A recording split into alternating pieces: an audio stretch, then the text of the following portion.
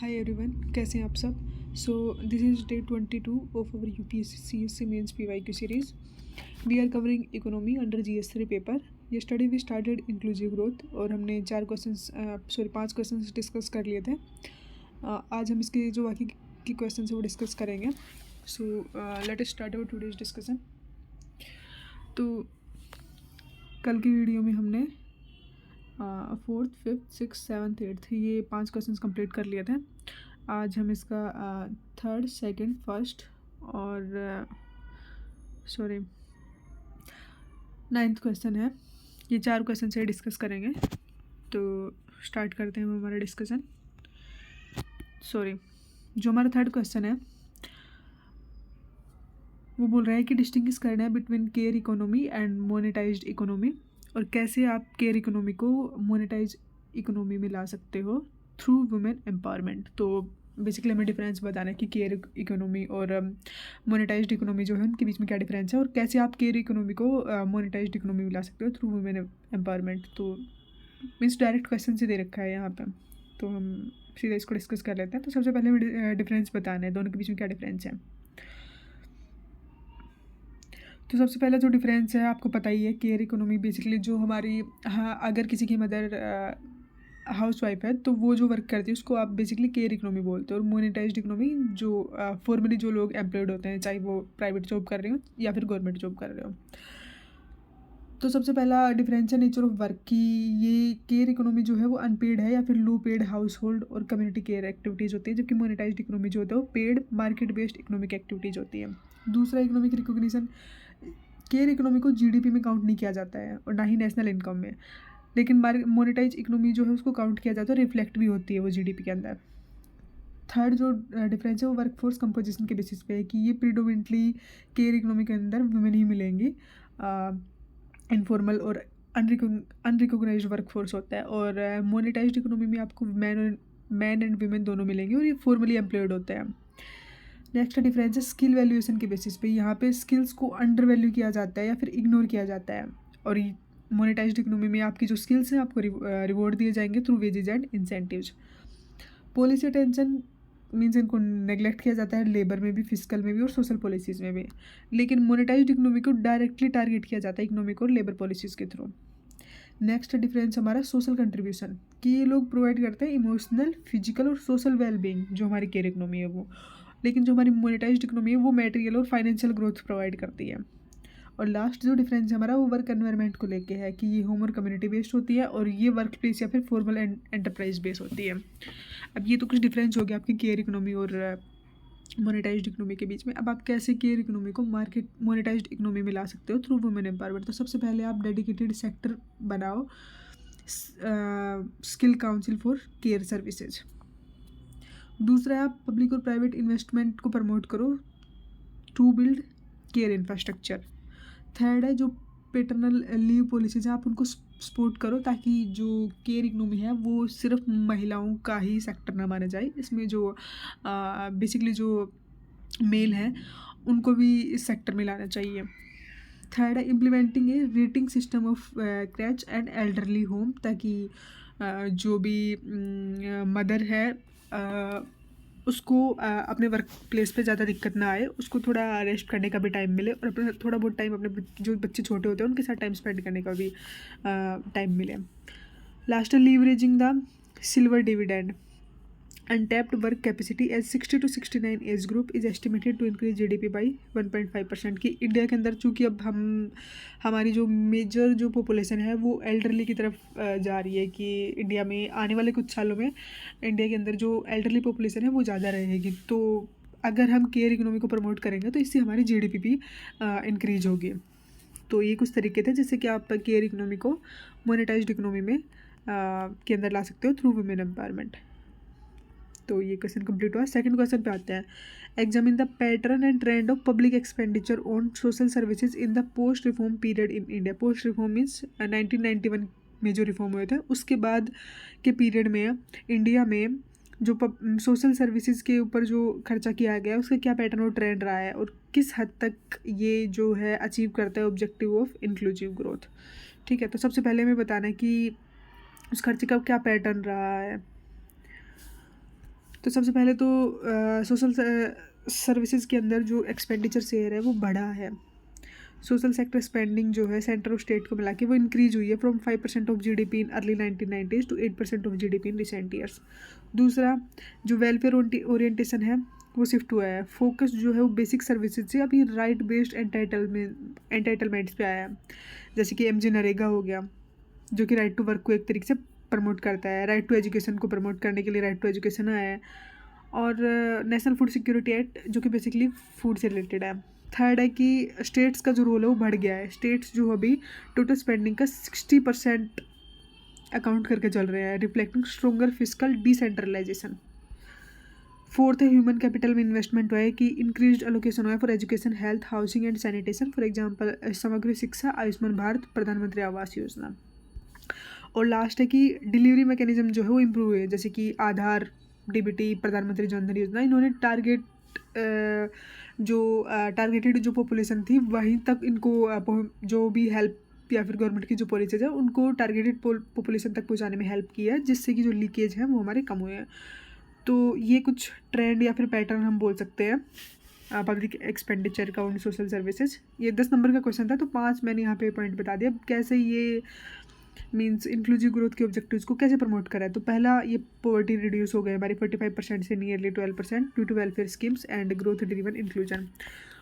दूसरा है human development increase हुआ है, इम्प्रूव हुआ है, जैसे कि literacy, life expectancy, health access improve हुई है थ्रू गैप्स। अब बट अभी भी गैप्स जो हैं वो क्वालिटी में भी और आउटकम्स में भी। मीन्स जो क्वालिटी मिलनी चाहिए थी अभी वो नहीं मिल रही है। और अभी भी मतलब बहुत सारे लोग हैं जो कि पॉवर्टी में पॉवर्टी लाइन के नीचे हैं। और इंडिया के अंदर जो लिटरेसी का रेट है वो भी अभी 100% या फिर हमें बोले कि जितना अचीव करने का गवर्नमेंट ने सोचे थे वहाँ तक हम नहीं पहुँच पाए हैं। थर्ड है राइट बेस्ड प्रोग्राम्स लॉन्च किए गए हैं, जैसे कि MG NREGA, NFSA, RTE, PMJDY. इन्होंने सोशल प्रोटेक्शन को एक्सपेंड किया है और इंक्लूजन को प्रमोट किया है। नेक्स्ट है अनइवन रीजनल और सोशल आउटकम्स, जैसे कि सदर्न और वेस्टर्न स्टेट है उनकी फास्टर डेवलपमेंट हुई है, जबकि जो बीमारू या फिर मैं बोलूँ कि जो मार्जिनलाइज्ड ग्रुप थे वो अभी भी लैग कर रहे हैं पीछे। और लास्ट है कि जॉबलेस और अनइक्वल ग्रोथ हुई है, कि हाई जीडीपी ग्रोथ को एग्जिस्ट कर रहा है with low job creation and rising income inequality.